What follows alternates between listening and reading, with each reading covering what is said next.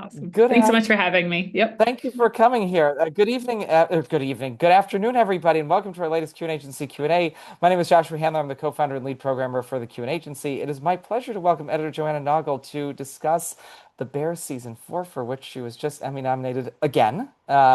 Joanna, thank you for being here.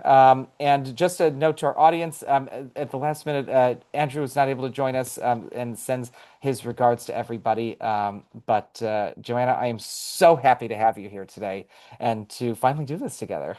Awesome. Thank you so much too. And yes, we'll miss Drew, but I'll be sure to sing his praises for the amazing cinematography in this season.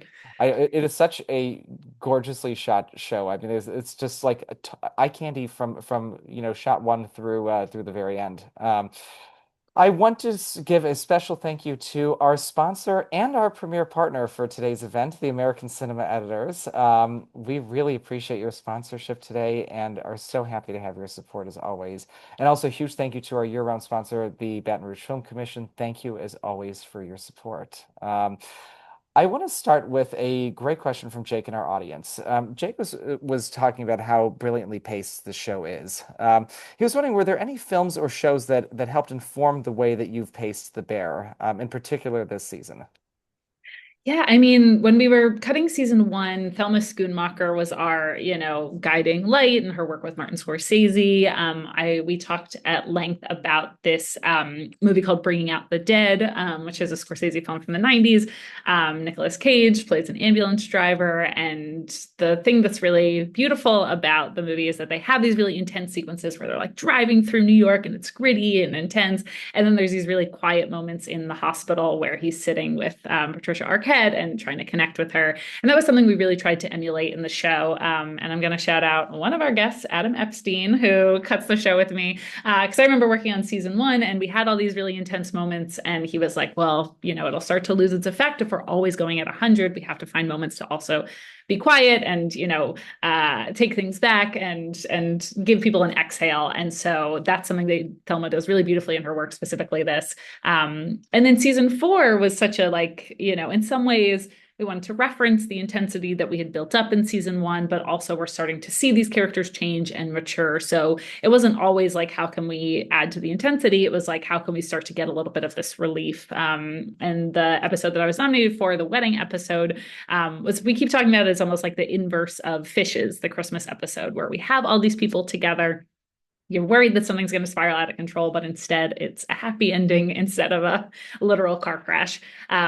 So anyways, we were talking about references for this season. We wanted to be like a little bit lighter. I know we talked a little bit about like David O. Russell films. Silver Linings Playbook was something fun of having the family, talking over each other and be really loud and intense, but also coming with from a place of warmth and connection. So yeah, those are some of the things that we really talked about in this season.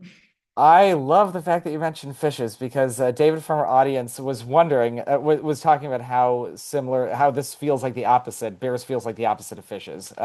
He was wondering if there were any editorial decisions made meant to be similar or to contrast with fishes.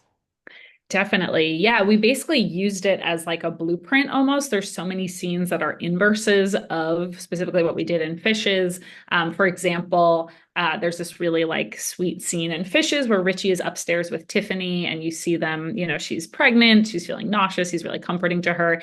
And in this episode, we have Sarah Paulson, cousin Michelle, upstairs with Tiffany, and they're kind of having this sweet, quiet moment away from all the chaos of downstairs. That was something that was meant to mirror that. Also, the very middle scene of Fishes is a scene where Mikey and Carmy kind of step away, and Carmy gives him the gift of the drawing of the bear, which eventually is inspiration for the restaurant.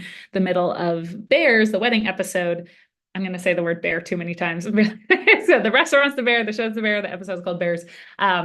But the middle of the wedding episode is Uncle Lee and Carmy talking. And so again, it was meant to be a moment of like Carmy connecting with someone in an unexpected way. And that was meant to very much parallel. And similarly, kind of everything in Fishes builds up to this big dinner sequence, which obviously ends in the car crash.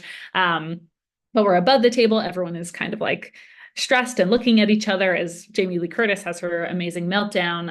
And in theirs, the wedding episode, everyone is under the table, literally beneath it. But we have a similar, moment of like, okay, are people going to get angry with each other? Are they going to be upset? And instead, it's this moment of everyone being vulnerable and connecting as they share their fears. So we really did try to make it feel like, okay, we've seen all of these people behave badly as a group before. Is that what's going to happen this time as well? And then hopefully it's a nice relief when everyone ends by dancing and hugging and finding camaraderie in a way that, definitely did not happen for fishes.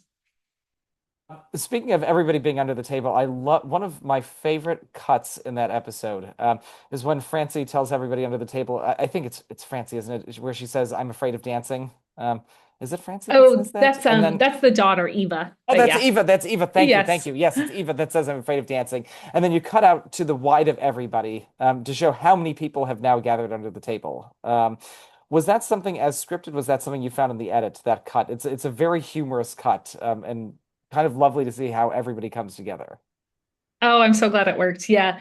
I mean, I feel like our show really lives in the close up, and Drew gives us such beautiful close ups to be able to use. So that was something we even did in Fishes was like, okay, let's set the scene in the wide, see everyone kind of sitting at the table, and then really live in the close up reactions. And that's something that I really tried to do with this under the table scene in the wedding episode as well.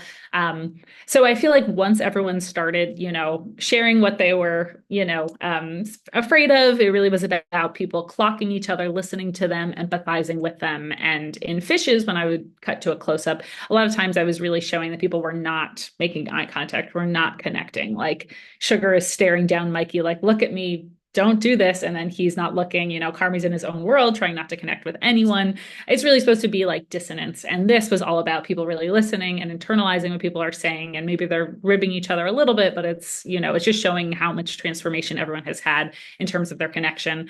So I really tried to lean into the close-ups to make it feel like we were just sitting under the table with them and our heads on a swivel. And then, yeah, exactly like you said, when we had this moment of relief of like, oh, she's finally admitted what she's scared of. We're all here to, support this sweet little girl. Cutting to the wide hopefully just feels like, oh, look at this huge community that's here to support her and by proxy support Richie as well on this very difficult day. So hopefully, like you said, it was a moment that everyone could celebrate, that she was able to tell them how she really felt and just see all the people there loving and supporting her in one shot. I love the simplicity of that one cut and then showing everybody together. And I think that's something that makes your work so impactful. The fact that I mean, some of the conversations in this show and some of the arguments do go on for a while, but they are always incredibly compelling and efficient. Like they never feel like they are too long. They never feel like they are any longer than they really have to be. What is your methodology towards letting these conversations, letting these arguments, these long scenes of dialogue play out, while also making sure that they are as narratively efficient as possible? Yeah, that's a great question. I mean, I feel like I always try to do a pass that's like, okay, let's lose as much dialogue as we can to make it as lean as possible, make it really efficient. And then if we miss something, we can always put it back in. But I feel like it's always a good exercise to distill a scene down to like, what are the most important beats? What's the most crucial information? And sometimes when you do that comb through, you realize, oh, actually, we can lose a lot of this, or maybe it's actually stronger. Less is more. Let's have more that comes through in the subtext as opposed to spelling out exactly how everyone's feeling.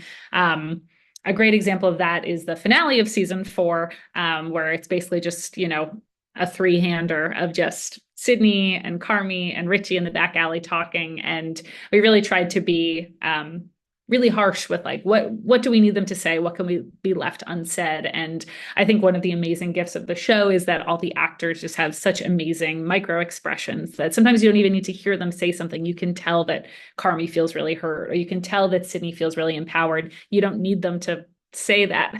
You can just have a gorgeous close up of Io and say, oh, we know exactly how she's feeling, and we don't need to spend the time spelling it out because that's when it might feel too on the nose or feel almost like a little cheesy. Instead, we can just let things play under the surface. I love that you initially do your leanest edit first, just cutting everything humanly possible out, and then adding back in what needs to be done. Were there any sequences of this show? And I'm so glad you bring up the finale because that is one of the sequences I want to talk to you about later. But were there any sequences of this show that you actually did use the leanest edit like that first lean pass on it, and never added anything back in.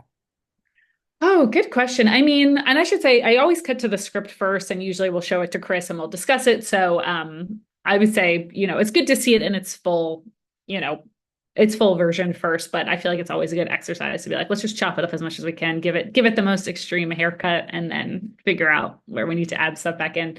In terms of this season, I feel like every time we start a new season of the show, we really end up feeling like we don't need as much exposition as we originally thought. And I remember the season 4, premiere, we had a lot of people like reading reviews and kind of reliving in how we ended season 3, which was that Carmy gets the review of the restaurant and, we're unclear. It's not completely positive. It's not completely negative, but we don't know exactly what was said. And I remember that was, we kind of just kept cutting back, and realizing, oh, maybe we can just like pick up where we left off, of everyone kind of resetting their days, getting to the restaurant, and we'll remember that like we're living in the uncertainty of what happened with this review. We don't know for sure, but we'll, use the rest of the episode to figure it out as opposed to putting it all at the beginning and just, front loading all that information. You had also said something interesting just a short bit ago about leaving in the subtext, while cutting out some, like any dialogue that you didn't think was necessary, whatever that might be. And it harkens back to we had a conversation with Mark Strand and a lot of the team on the pit on Friday, and he was talking about how they cut out entire chunks of dialogue and just leave the emotional impact there in a lot of their sequences. Do you find yourself doing that a lot on The Bear? Because again, despite the fact that there is quite a bit of dialogue in The Bear, um, it never feels like it's whacking you over the head. There's so much. It's very poignant. It's very subtle. I'd love to hear about if you do that as well. Yeah, definitely. I feel like there's even times where I will build in more of a moment of silence or more of a moment of like people just looking at each other and taking each other in. And um, I think when Donna appears at the wedding, we actually had like a lot more dialogue with her and Sarah Paulson's character, where like they see each other, and I think there was a little more like, "Are you good? Are you doing well?" And they're kind of chit chatting a little bit. And when I was working out with Chris, he was like, "Oh, it's so much like scarier if it's more just like these two people see each other. There's like one or two lines, and then like they just keep moving." And I think Donna walks away, and Cousin Michelle's like, "Oh shit," like Donna's here, something bad's gonna happen. So that was something that just felt so much more charged. If it was more like, "Oh wow, when have these last two people seen each other?" Was it Fishes when there was this meltdown? Have they seen each other since? They're both bringing this baggage to this event. So I think that was a great example of like, oh, any dialogue we said would not really, they wouldn't say exactly how they're feeling anyway. So why don't we just live in those quiet moments between them and show like, the fear on each of their faces. And that will like, just add to this uneasy feeling we're trying to have at the beginning of the wedding before we realize things are going to be okay. You have another moment of that uncomfortable tension in, I believe it's the second episode. There's the line when that clock turns zero, the restaurant needs to cease operations. And you hold that dead silence for an incredibly uncomfortable period of time. And that made me want to ask you, were there any other instances, you just told us of one, where you used your craft to increase the tension through these kinds of silences? So much more is said through those silences than anything else, and you do a masterful job at that.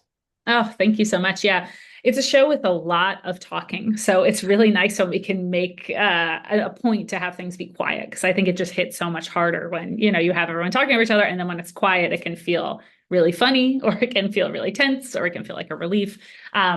So yeah, I remember specifically what you're talking about, that moment. Chris was like, let's check in with every single person. It needs to land for every single person. So I love that. In the finale, I remember there were a couple of moments where we really wanted to like sit in that moment of, uncertainty. And this is the first time, especially that Richie and like Carmy are being vulnerable with each other for the first time. And there's a great moment I remember when Carmy basically is talking about Mikey and is like, you knew him, I didn't really know him. And then like Richie like pauses, and we really like drew it out. Like he's thinking, and you can tell like Eben, such an amazing actor, is like, should I say this? Should I not say this? And, for time, we could have cut all of that. We could have just gone right into his line, but like really drawing out that pause to show that this is so hard for him to share his feelings, but he's doing it. Hooray. And that's when he says, like, I couldn't figure out what was wrong with him. And it's like, Carmy and Richie have been at odds with each other so much and been so hesitant to show any vulnerability with each other. We really wanted to make it feel like he's doing the labor, he's putting in kind of the effort. We also really tried to extend the moment of silence when Sugar finally comes out at the end of the finale, and you hear that, they say he's leaving, Carmy, and she's like, really? And we really wanted to have this kind of like pregnant pause between them. And we talked about, what performance we wanted to lean into. And we didn't want it to be a sad moment for her. We wanted it to be a moment where she's actually so proud of him because she knows that, like, this is what he needs to do. He needs to figure out who he is. He needs to get out of the kitchen. He needs to, explore life. And she's seen that before even he could. So we really wanted this moment to hopefully say all of that in an implicit way. And that's beautiful. I mean, that to me is great storytelling right there, what you just highlighted. I want to shift gears a tiny bit before we go into more individual sequences within these episodes. Anne Kristen from our audience has a very interesting question. She says, in the trailer for season 4, Marcus is sitting in the music box theater watching Johnny guitar, but that scene didn't actually make it into the series. Which unused scenes would you have liked to see included? And also, I would love to actually hear about that Johnny guitar reference because that is such a great film. Yes, this was like, oh my God, one of the hardest darlings to cut, probably. Um, we had this episode that was going to be almost more of like a training montage. Like we had everyone who was like going out and like getting better at their crafts and like, doing all this stuff. And then we realized that we really just wanted to be in the kitchen with them. And it was really tough that every time everyone went on like a side quest, so to speak, it felt like it was taking us away from like the common goal.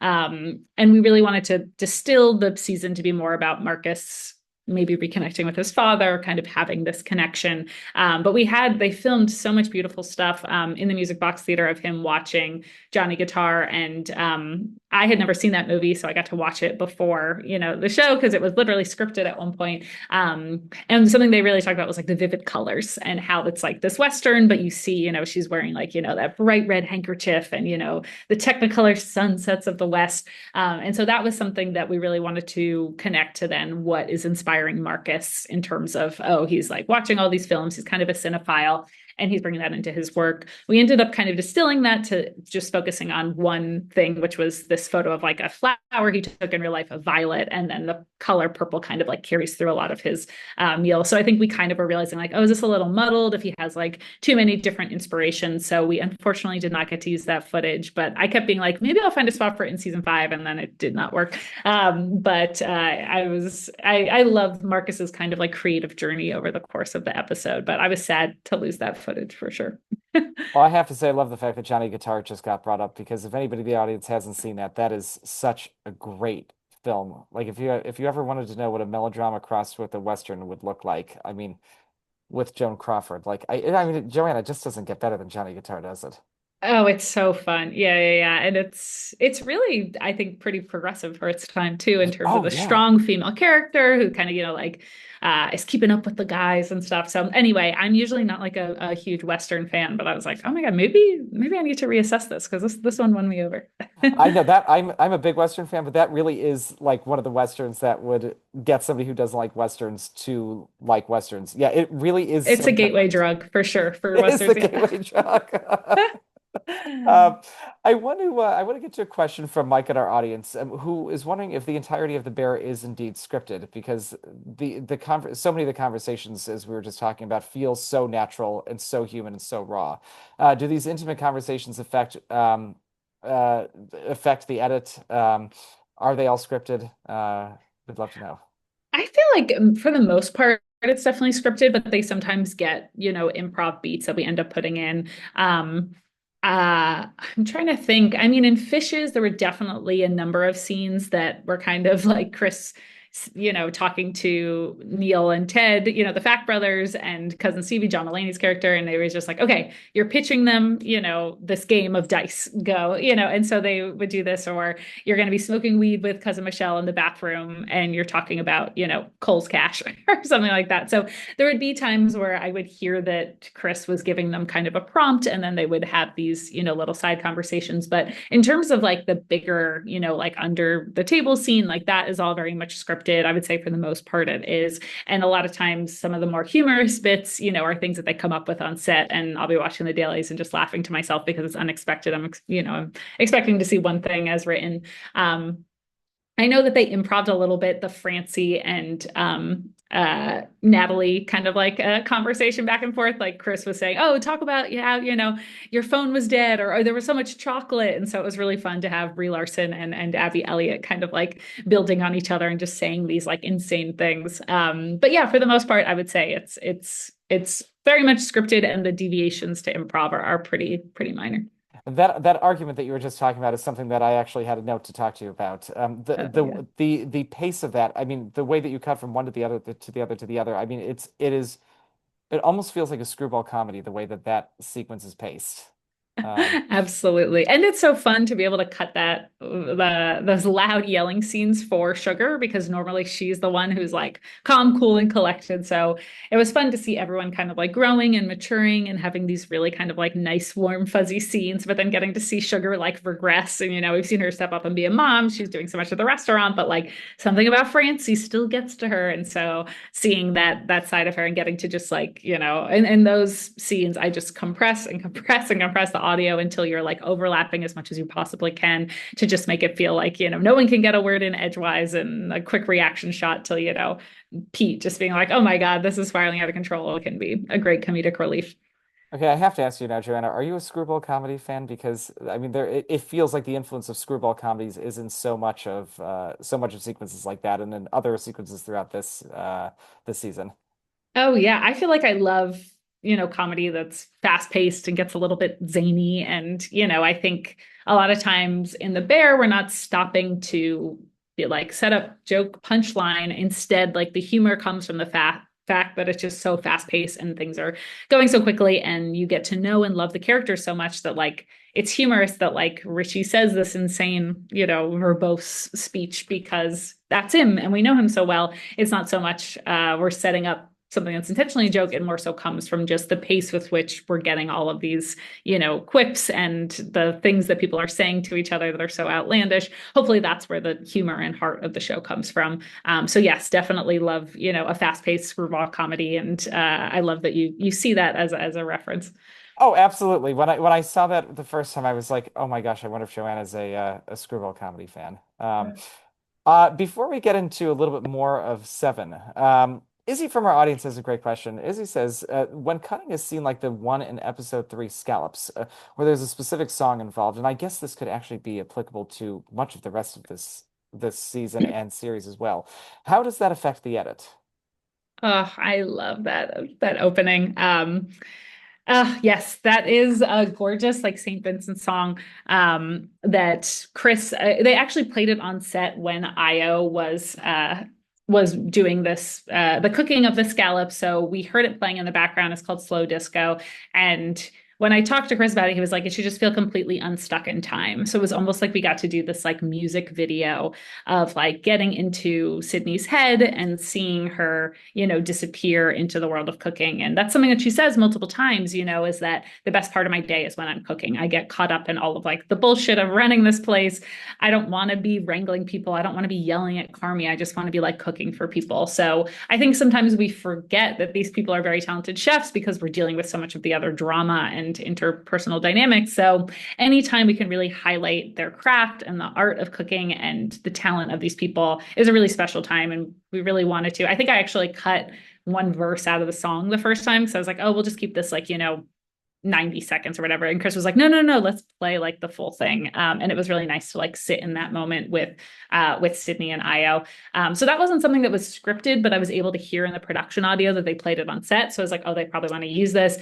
And the stripped down version is what we use in Scallop. And the song we use for the end credits at the end of the show is the remix version of Slow Disco as well. So it was fun to kind of have that kind of bookend in the show. But yeah, for that, I knew that there was going to be music. I love cutting to music as early as possible if I know something will have music in there. So, I go through and I like pull my selects and say, oh, these are all the moments that stand out and the gorgeous lens flares or the wipes that I was able to use to kind of like go between the different shots. But then I put in the music track and start to find the pace and the rhythm and figuring out what can we have that falls on the beat and kind of work backwards from there of like, okay, this is when a new instrument is introduced, when the strings are introduced, maybe that's the first time we go into a close up, or like maybe when we hear the lyrics, that's the first time that we like see her eyes. What are the things that can kind of lead us into the track? We also really specifically, I think, wanted all of the clocks to say 000 in that scene because we wanted to feel like, okay, this is completely removed from the rest of the kitchen. And then the scallop comes back in season 5. Not to talk about season 5 too much, but we really wanted to make it seem like this is a very special dish close to Sydney's heart. Let's make sure that we're forcing everyone to also understand how important it is. Another music choice. I know that this was not one of your episodes, but I believe it's the end of the ninth episode where Bruce Hornsby's "The Show Goes On" comes back Yes. to close out the episode. That was one of my favorite of the needle drops throughout this one because it leads directly into your episode, which is the finale. Yes. And that was one of the times where in season 2, when we opened with that song, that was very much written in the script. Like literally, it was like the show must go on by Bruce Hornsby is playing. So sometimes it's very, very clear what Chris wants, in terms of the music for a scene. And sometimes it's something that we really find by auditioning a lot of tracks. So to bring that also back for the end of episode 9, that was edited by Megan Mancini, who is such a talented editor, amazing collaborator, knows the show inside and out. And I remember getting a little choked up when I saw that for the first time because I was like, oh, the characters have come so far. Meg did such a great job with it. But yeah, it was such a fun thing to kind of like end episode 9. And we've had this, lovely conversation with Carmi and Donna. They've found common ground. It seems like everyone is kind of like working together. And then for Sydney to get that call about he's leaving the restaurant. And that takes us into the finale. It's such classic The Bear. Like I remember the scene before we go into Fishes is like, Carmi and Claire kissing for the first time. And it's like, oh my God, so sweet. And then just like Fishes intense. So I think that's something that I love about Chris is like, he's not afraid to be like, oh, we're going to end one episode one way and then completely blow it up in the next one. But I think that adds to the unpredictability of it as well, and one of the things that keeps everybody coming back year after year for the show. The Mm-hmm. fact that, yeah, he's not afraid to blow things up. That's special. It's kind of like life. I mean, you have no idea when life is going to blow up, at the next moment. Yeah, and I love that there's just, there's so much debate about whether the show is a comedy or a drama. And I love that you can make the argument for both cases because that's, like you said, that's like what life is like. I've had very few memories that are only like positive. There's all usually something a little sad involved, or, there's something really funny that also can come out of a scary situation. Like I love when we can genre bend and that just makes everything feel a little bit more authentic to real life. Now there are a lot of other things that I want to ask you about with the other episodes, and we may get to those in a little while, but let's talk about your nominated episode, Bears, a little bit more. Sure. It is obviously substantially longer than the other episodes in the series. It runs an hour and 9, an hour and 10. Is that correct, Joanna? That sounds right. I was going to say 66 or 69, maybe. Yeah. Like that's the length of a short feature film right there. Hmm. And it really stands out from the rest of the season. Can you talk about structuring that? What did it look like on the page? What discussions did you and Chris have going into this? And then how did you find your way through? I mean, it's such an ambitious episode too, because there are literally dozens of characters in here. There are so many storylines going on, and yet you pull it together into one totally cohesive, really tightly edited 70-minute sequence that never feels rushed. Oh, thank you so much for saying that. My first cut was literally, I think, 88 minutes. Like it was a feature film. There was so much. And something I love about working with Chris is he's never precious about, the script. He's like, let's lose this, let's lose this. Sometimes to the point that I'm like, no, we love this scene. Like he's normally it's the other way around. The editor has to like, it's like pulling teeth to try to, get people to lose stuff. But yeah, there was a lot more. I remember there was a lot more asides. We had kind of a couple scenes with like Ricky, I should say Ted and Kelly and Chester, and they were very funny, but they felt like they took away from like the heart of the episode. And we really wanted to have a lot of like catharsis for a lot of the characters, a lot of kind of like redemption. This is kind of the closest we get to a Carmi and Claire redemption in the entire series. So we wanted to make sure that had, enough space. Obviously, Sydney has this big decision looming over her. Is she going to take this other job? Is she going to stay at the Bear? And our hope is that by the end of this episode, we feel like we understand that she's going to stay. She realizes that the connection she has here, she can't easily replicate anywhere else. And Shapiro would not give that to her. So we really tried to take out anything that wasn't going to like lead us to this overall, feeling of, okay, everyone is where they're meant to be, more or less. And this is kind of like working all around. But we really had all of these, guest stars that we wanted to make sure had their moment. And, who doesn't want more John Mulaney in an episode? Or like, oh, we have to keep all his goofy stuff. But one of the things I remember was very much like Kill Your Darlings was, like Fishes, we have at the beginning of Fishes, we have like an intro sequence to this great Darlene Love song, where, all the credits on screen as we get into the episode. And we originally had that for Bears as well. And we had this really upbeat song by the Go-Go's. One of our assistant editors, Noah Benezra, cut this awesome like intro, and it was like all the B-roll of the wedding, everyone getting situated. They had Super 8 film of like this ceremony. It was gorgeous, but then we were like, you know what? This is not really how we want to start the episode. We want to start the episode feeling like a little bit of dread of like, oh, all these people are getting back together for the first time. It kind of signals like, oh, this is going to be a fun, upbeat thing. Whereas instead, if you start with Richie about to throw up outside and then Carmi coming in and looking terrified, you're kind of like on edge of like, oh, is this going to blow up? Is this going to be a repeat of what happened, Christmas 5 years ago? So that was an instance where it was so well cut. It was really well put together by Noah. But when I talked to Chris, he was like, it feels like we're playing our hand. It feels like we're letting people know everything's going to be okay before we actually get into the episode. So that was, a great example of something that we cut for time, but also just felt like it wasn't ambiguous enough where the episode was going to go. It kind of like pointed you in the direction too much. Okay, that is so fascinating because I wanted to talk to you about that opening sequence with Richie and Sid talking outside. When she calms him down, he's about to barf. Um, Yes. did cutting all that other stuff that you were just talking about, did cutting all of that affect your edit of that what's now the opening sequence with Richie and Sid outside? So that was always scripted to be the opening, but we definitely wanted to like live in it a little Oh, more. okay. So it was that. And then it was like, he said, thank you for coming with me, hug me. And then this like upbeat music kicked in and it was like, we're at a wedding. But we were like, you know what? Instead, we want to make it more like, okay, we're at a wedding. Are things going to be good? Or is everyone going to be cool? Or is everyone going to have a meltdown? So it left it a little bit more open ended. But yes, that was always scripted to be the opening. But I think Richie is my favorite character in the whole show. He's so amazing. Shout out to Adam's episode Forks, one of the best episodes in the series, just seeing his evolution.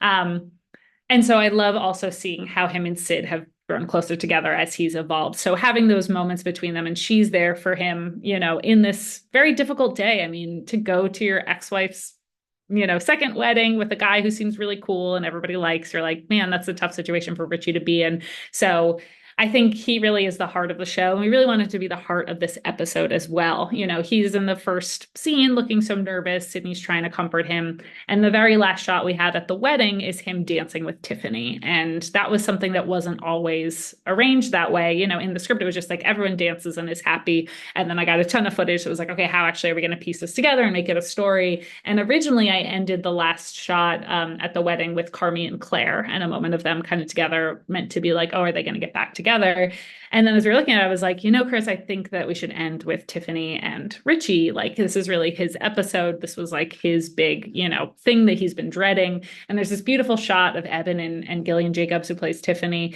And you can see she's actually getting like emotional as they're dancing together. And he gives her the smile, like, I'm going to be okay. And I just thought that was like the perfect way to like kind of end this episode of, showing that this is someone who had all this anxiety and is becoming more confident and secure and able to still enjoy being around the family, even if he's not still married to, Tiff. And then obviously we have this lovely coda of him getting the text from Ted saying, the bears that were under the table. So I like to think of this as like, Richie's kind of seeing his evolution and seeing, that even though his life didn't turn out the way he hoped and he has all these regrets, he's still able to find a lot of joy and support within his community. That is one of the things that makes this episode so touching. Yes. Seeing his evolution, and seeing his evolution as we were just talking about within this episode in and of itself. I forget the whole evolution over the course of this show, but the evolution over the course of this one episode is really touching. Yeah. You were just talking about how you originally ended with Carmy and Claire, and then you decided to end with Richie. Was there any other reordering that was done over the course of Cutting Bears? Because we were just talking about how there were so many different storylines, so many different guest stars, and I would love to hear about what any reordering that you did and any domino effects that then had on whatever came afterwards. Totally. Yeah. One of the things that we would do a lot in the show, which is so sad to talk about in past tense now, I'm like, oh my gosh, used to, it's all over. But something we would do a lot of times is start intercutting, or we would say almost like braiding scenes together, which is stuff that was not originally scripted, but then we get into it. And, I remember the first time we did it more or less in season two, we had this like one shot of Carmy and Neil, Carmy and Neil in the walk-in, and then we had these other two scenes and it was just feeling slow, and we were like, oh, what if we intercut these and it becomes kind of like we're bopping between these three different places, and it worked so well. It's something that we ended up applying a lot more over the course of the series. So we definitely did that, especially in the first half of the wedding episode. Chris was like, I wanted to just feel overwhelming and feel like we're just kind of like popping in on all these different conversations. So originally scripted, it was like, you have John Mulaney and the Fact brothers, and they're talking about, investing in art, and then you have Cicero and Sugar, and then Francie appears, and then you have, Marcus and Chester, and they're here. And he was like, what if we just chop them all up and it feels like they're all happening simultaneously? And I think that's something that works really well in an ensemble show, because you're trying to keep track with a lot of different people at once and tracking where everybody is. So it's kind of fun to not feel like we're seeing this, we're seeing this, we're seeing this. It's more immersive to be like, oh, here are all the different things going on around me. I could look this way, I could look this way, and see all of that happening. So yeah, I remember like we really were trying to find all the correct moments to come in and out of Carby talking with Tiffany, and then also, Claire arriving, but then we also see Donna arriving, and having all of those things feel like their own moment, but also could believably all be happening simultaneously as well. Did you find any unexpected connection points when you were doing all this intercutting? Were there any points that you're like, huh, that actually might work here? And you were very surprised by how well these two shots fit together, these two sequences fit together. Yeah, one of the like back-to-back scenes I remember we had like shifted around the middle of the episode a fair amount, and one of the things that we were trying to track of was like everyone trying to get Eva to come out at the table, out from under the table.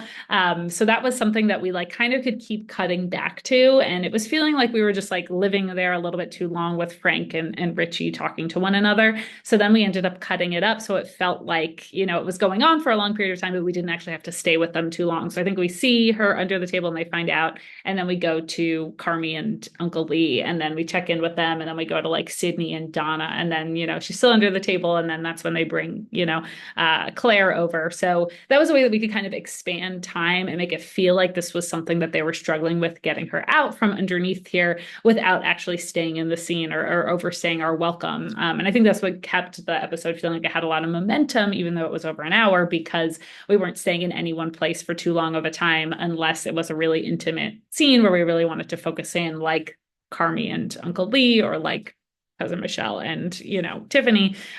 We really chose our moments to be like, oh, let's not interrupt this. And everything else was a little bit more like, here's what's going on, intercut, and feeling like it's all happening at the same time. Joanna, you're just making this so easy for me because you're mentioning the two next sequences I wanted to talk to you about, the Oh, Uncle Lee and the sequence with Tiffany and Michelle in bed. Let's talk awesome. about Uncle Lee. It's a fairly long sequence within this episode, but it Mhm. has such a beautiful arc to it. It's also filled with quite a bit of tension, but then you end in such a positive direction, which is also indicative of where this episode as a whole ends up. Can you talk about shaping that? Were there any darlings that were killed in that particular sequence?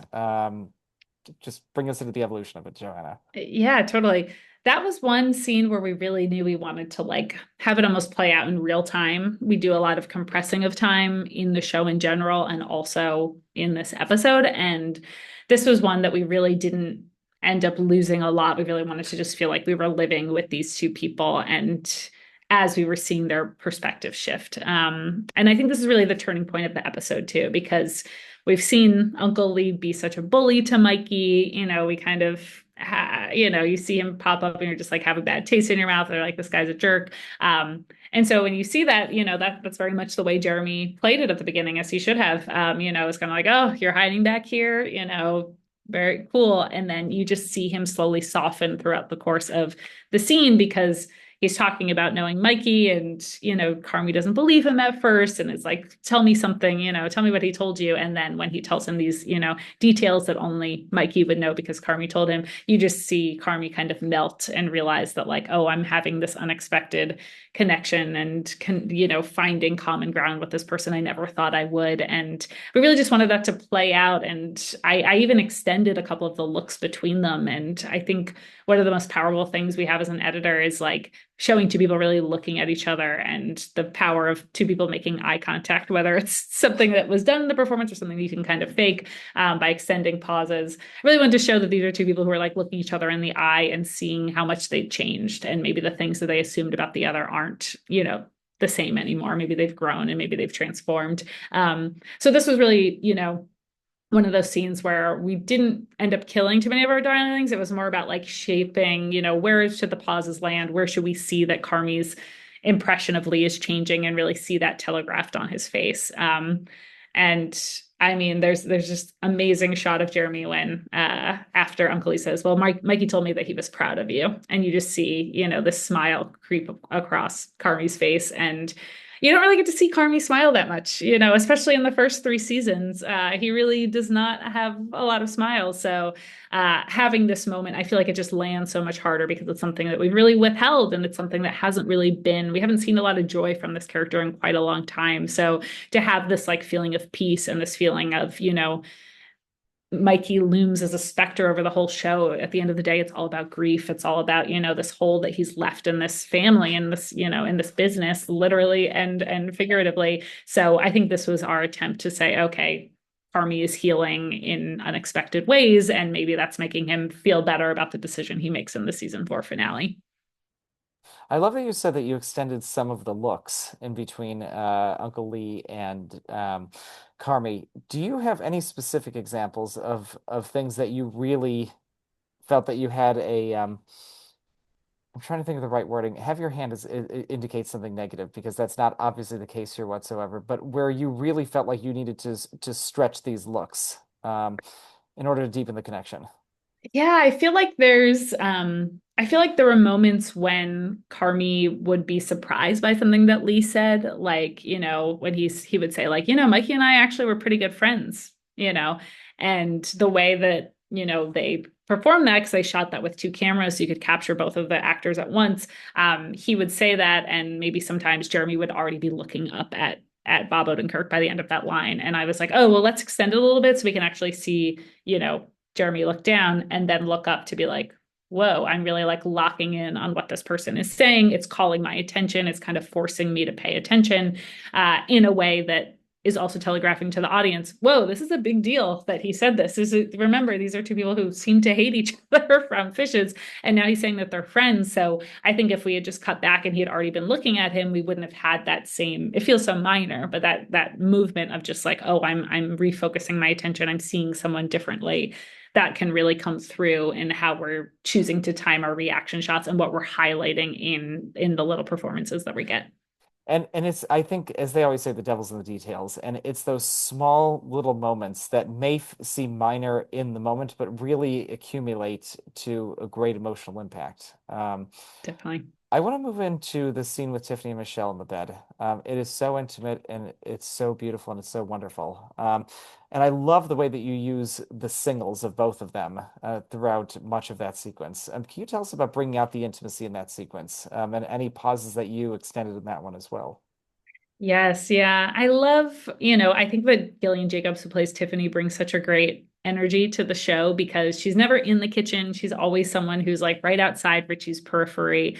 And so whenever we get a scene with her, I'm always really excited because she just brings a different flavor. Um, and I think I just love that Chris really wanted to like spend time with these two characters, and we spend so much time with Carmy and Sugar and their kind of mommy issues of Donna, being difficult in many ways. To then have this moment with Tiffany of being like, she's not coming, talking about her own mother and showing that kind of vulnerability, and how cousin Michelle is kind of like a sister figure to her, maybe a mother figure to her in some ways. And I think the overarching theme of the show is all about chosen family and chosen family. And this is one of those scenes where we see that, like, you know, Tiffany and Richie are no longer married, but are both very much still part of this family and have these connections that they rely on and they need to feel supported. And that's even what we hear at the end of the episode where she says to Cicero, I was so worried I was going to lose the bears. And he's like, nope, you're stuck with us. You're a bear for life. And it's such a sweet moment because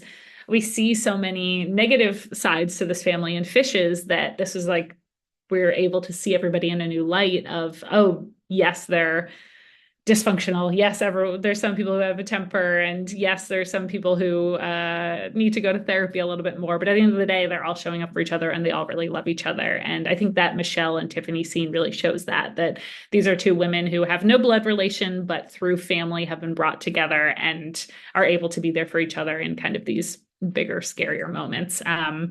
So yeah, I really liked just seeing the little bit of sadness maybe that flashes across Tiffany's face as she talks about her mom and how, cousin Michelle just doesn't want to let her wallow in it. And it's like, I don't want to ruin your wedding day. I'm gonna, reassure you and make you feel better. So I just love that comes through so clearly the way that they're building each other up. It does, and I think a lot of that comes from you and your use of close-up in that particular sequence. Yeah, that I was another example where like set the wide for the scene and then just stay in the close-ups. They're so gorgeous.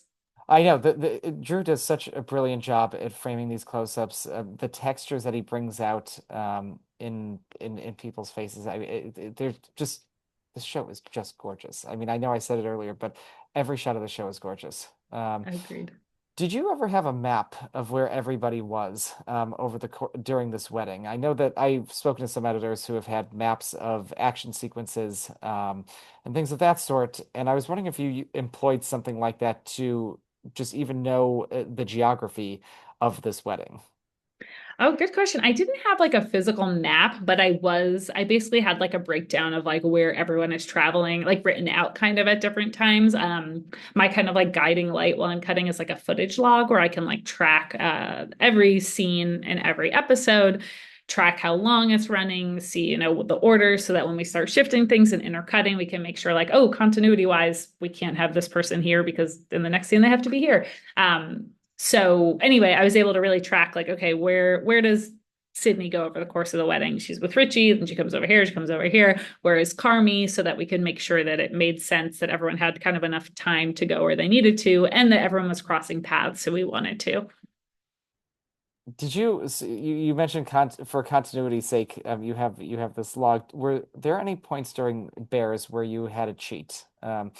Just because there was something that just made sense narratively, and you're like, you know what, we're just gonna have to cheat it. We'll have to paint something out. We don't have to paint something out. We're just gonna cheat it anyway. I mean, tell me about that. I would love to hear about that.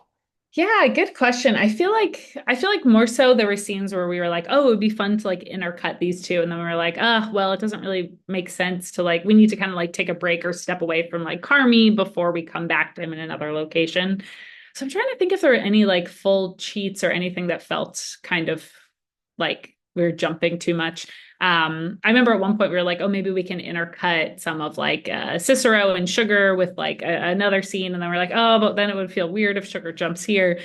So sometimes it was just about like, oh, we got to step away, check in with another character, and then come back to them. But I wish I had a better answer for you, Josh. I'm sorry.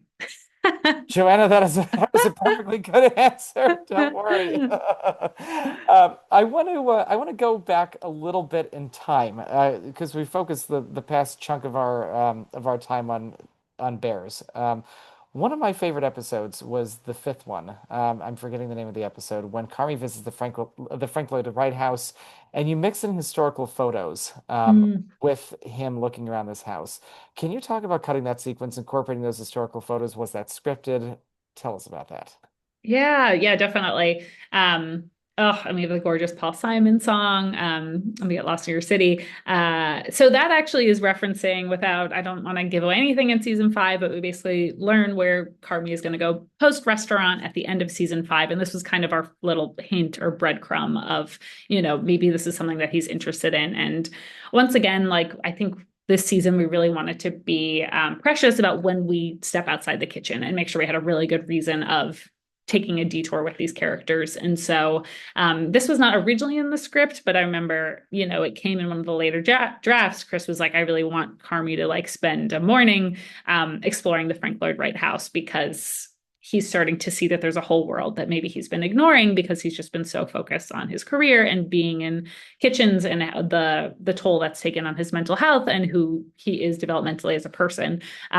So we got this beautiful sequence, and they shot it even on a different camera because I think they wanted to just feel like a complete like departure for Carmi from his world in the bear. And so it was really about like finding these moments of him appreciating the craft and looking around at the details and thinking about the structure and what went into like building this beautiful thing. And he obviously constructs things every night, beautiful things that are so temporary and so fleeting. And, the whole point of food is to eat it and consume it and it's gone. And so I think it was great to kind of show his appreciation for something that's so has stood the test of time and was this great artist that people look up to, and seeing all the like evolution of his creative process of the plans or the little details or the Frank Lloyd Wright house over time, and also that this is something that would just be like under his nose, living in Chicago, and it's probably something he never really got to explore because he's just been so busy working or running away from his emotional problems. So I feel like that's a beautiful theme that we try to come to again and again through the show is like creative inspiration. Episode 203 is the first time that we kind of get to see Sydney's inspiration as she goes on the architecture tour, and we're seeing kind of like the old plans of like the towers on the water, the corncob towers, and we're seeing old plans of that, and we're seeing kind of like historical postcards of Chicago. And this is kind of a nod to that as well of like, oh, creativity looks different in all sorts of different fields, and obviously there's different iterations to how you get to like the final product, but at the end of the day it's all about what are the different like ideas you're connecting and who are all the people who collaborated to bring something to life. So it was just a beautiful moment of seeing, I hopefully Carmi appreciate someone else's art form and maybe inspire him for something he wants to learn more about in the future. And can you talk about weaving in those historical photos? I love Yes. I love that touch. Yes, yes. That was something that we had a great contact at the Frank Lloyd Wright House, and David Woods, our post producer, and Tiffany Brown, our post supervisor, really helped me come up with this kind of like treasure trove of gorgeous imagery that had been taken over the years at the house. And so as I was scrubbing through the footage, it was fun to be like, oh, we have a photo of this, from the 60s, or we have a photo of this from the 80s. And so I was really trying to find moments where we could kind of be in the world with Carmi and then pop out to be like, oh, we're getting some context of how this came to be and the other people who have walked through the space and enjoyed the house. So yeah, it was a little bit of like I Spy, I guess, of like connecting, what do we have in the actual footage versus what can we, cut to from our historical images to be able to connect the past and the present and show Carmi's, connection to the past, but also thinking about where he's going in the future. It is such a beautiful touch and it adds such complexity to that sequence. One of my favorite editorial decisions in this whole season. Oh, thank you. Yeah, Uh, it's a trick we've used a couple of times. Like even in the pilot, we cut in like still images too of like Chicago over the years. And I just think it's so interesting to be able to mix video with still images and how it forces you to kind of like, switch a little bit and calls attention to, the stillness as opposed to seeing someone move through the space. I don't know. It's a very unique thing, and we've used it for a couple of very special moments in the show. it almost reminds me of The Big Short. I believe The Big Short uses Oh, Hank Corwin's work on The Big Short uses some of that as well. Maybe I'm imagining that, but I absolutely love when people use still images in with video. I find it to be very yes. impactful. Thelma does it in Raging Bull as well, which is also Yes. a great like guiding moment of there's like the marriage sequence where they have all the Super 8 film and then they cut to still images of him fighting and like, in action, like punching these guys. And it turns boxing, this very intense, brutal thing into something so beautiful. So I love that choice. You just mentioned that anytime you step outside the kitchen, it has to be something impactful. The entirety of episode four, Hmm. is outside of well, most of it is outside of the kitchen because, Sid starts to cook for TJ. Hmm. But can you talk about cutting that sequence in our last couple of minutes, and making that one feel at home with the rest of this, which a lot of which does take place inside the kitchen. It's so sweet and it's so wonderful to see the two of their connection. And we see a side of Sid, that's very different than what we've seen out of her. Yes, definitely. Yes, I love that episode. It actually, the way that season 4 was shot was they ended up shooting half of the season right at the end of season 3. So we were cutting the beginning of the season for a while, which ended up being such a amazing blessing because we got to assemble the episodes and then really think about, okay, what are we missing? They're going to go back and reshoot anyway. And episode 4 was one that was completely shot in the reshoot. It wasn't originally even conceived to be, its own episode. And then we were like, oh, you know what? It feels like we're not putting enough attention into the fact that Sid is making this decision that she, it might be leaving the bear, and it feels like that's kind of like getting overshadowed by the other things going on. So Chris very smartly asked Io and Lionel Boyce to basically write an episode that would kind of show us a different side of Chicago and also show us what's going on in Sydney's head. And it was so great. It just feels like, a complete departure from what we're seeing the rest of the season and is a chance to actually like, see Sid interact with this little cousin kid. It's clear that Sydney doesn't have much experience babysitting, but is able to make it work. And that monologue she gives about the two sleepovers and deciding between which one she wants to go to. It's such a beautiful way that she's connecting with this person and her family, but also we're really getting to see she's really weighing these two decisions. And it's like, yes, there's great reasons why she should go to this new restaurant, excuse me, with Shapiro, and she'd have so much more freedom and she'd have so much support and not have to deal with these crazy people, but also these crazy people love her and she is able to grow there. So anyway, I think it just reinforced where Sydney was at mentally, but also in a way that was very sweet and showed that she was also connecting with people, outside of her coworkers. And by the way, something showing on TV. There is some film at the very beginning of that episode. Do you know what that film was? Yes, what is it? I know it's Whoopi Goldberg. Is it The Advocate? No, it's not The Advocate. Which one was I it? need to look up and see. I don't remember off the top of my head. But yes, it's like that was something that Io and Lionel had specifically scripted. Like she's watching this part of the movie and then pauses it to go get her hair braided. I need to look out to put it in like the notes of the episode or something. But it was great. No, no worries. No worries for not remembering. I knew it was some Whoopi movie, but I had no idea what it was, and I was wondering if there was like some subtextual reason for including Uh, that in there. Adam tells me it's Action Jackson. Action Jackson. There we go. Thank you, Adam. Thank That's you, Adam. amazing. Okay, look at that. I have not seen Action Jackson, so now I want to see it. Yeah, totally. I want to close off by asking you about finding the right way to close this season, obviously knowing that there would be more. Can you talk about cutting that sequence with Carmi and Sid before Rich joins in, where they really start to hash it out and bringing out just years and years and years worth of pent-up emotion? Yes, yes, definitely. I loved reading the script. I was like, it reads like a play. It's just like, people talking in one space, and it plays out so beautifully. And I think that there was a lot of times earlier, kind of like we talked about, earlier in this conversation, earlier in the season, where Sydney or Carmi would say what was on their mind. And we were just like, you know what? This is too on the nose. We don't want them to kind of like hash it out at this point.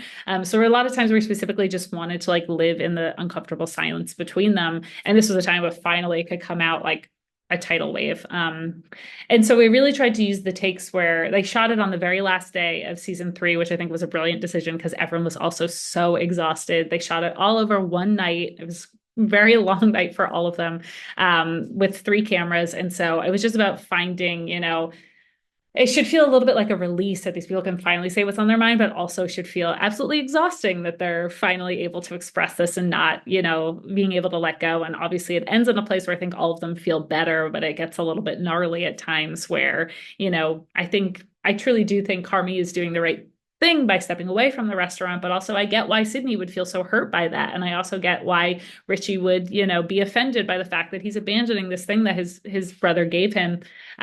So anyway, I think the trick of this episode was making sure that like you empathize with each character at every moment. And even though you want these people to be together and working together, you also very much want them to go their separate ways and kind of keep evolving separately too. So I think we really tried to make it feel like yes, we want to really root for what's going on here, even though it's a little bit heartbreaking to know that the bear won't be exactly what it was for the past few years. And the clock was not supposed to run out at the very end of that episode. That was something that we actually were able to like cobble together with other footage. Was we were like, oh, it would be cool if like at the very end of the episode, it's like time ran out. What's going to happen next season? So that wasn't originally scripted to be that way. It was just supposed to end with they have this big fight. Okay, I guess Carmi's leaving, hug with sugar, and that was something that we actually ended up putting in the end. My assistant editor Noah Benezra helped mock that up and did a great job, and it was a great way to be like, okay, we got a little bit more to this story. Let's leave it with a little bit of a cliffhanger. That is so amazing to know that that was not scripted because it is such a satisfying ending and such a satisfying final shot for Yes. this season. Yeah, once we mocked it up, I was like, how was this not written? Like, now it's like so obvious. So Chris was right on the money by saying that was the instinct to end that way. That's amazing. Joanna, I can't believe we're out of time. This flew. This was so much fun. Thank you Yes, so much for being here today and for taking some time to talk about the Bears season 4. I hope we get to do this again next year. But this is absolutely. wonderful. Thank you so much. Thanks so much for having me. Thanks everybody for tuning in and watching the show. And shout out to the whole post team. They really are the best in the business. So it's great. Yay to the Bears post team, and thank you to everybody in our audience for joining us now and for our next Encore live streams. A quick announcement as to what we have upcoming. We have the team behind John Candy, I Like Me tomorrow evening. The next day, we have the casting team behind All Her Fault. The next day, we have a bunch of the team behind The Traitors season 4. And we finish off with the Emmy-nominated VFX team behind Gen V on Friday. We have a great lineup this week. Tickets are free for everything at theqagency.com. We're at the Q&A Agency on social media. Good afternoon, everybody. And Joanna, thank you so much again. This has been a real pleasure. Awesome. Thanks again, Joshua. Thanks everybody. Bye. Bye bye.